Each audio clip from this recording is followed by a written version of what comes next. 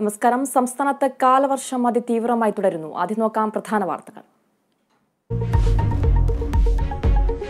സംസ്ഥാനത്ത് കാലവർഷം അതിതീവ്രമായി തുടരുന്നു. ഇടുക്കി, കണ്ണൂർ ജില്ലകളിലാണ് ഇന്ന് റെഡ് അലർട്ട്. 10 ജില്ലകളിൽ അതീവ ജാഗ്രതാ നിർദ്ദേശം. എറണാകുളം, ആലപ്പുഴ, കാസർഗോഡ് ജില്ലകളിലെ സ്കൂളുകൾക്ക് അവധി. സംസ്ഥാനത്ത് പനി പടരുന്നു. തിങ്കളാഴ്ച ചികിത്സ തേടിയത് 12,000-ലധികം ആളുകൾ. ഡെങ്കു, എലിപ്പനി കേസുകൾക്ക് കുറവില്ല. ഇന്നലെ മാത്രം 3 മരണം.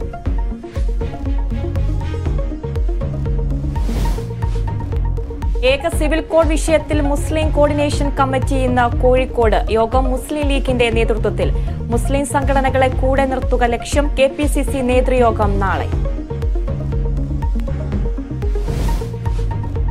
ഷാങ്ഹായ് സഹകരണ സംഘടന ഉച്ചകോടി ഇന്ന്. യോഗം പ്രധാനമന്ത്രിയുടെ അധ്യക്ഷതയിൽ ഓൺലൈനായി.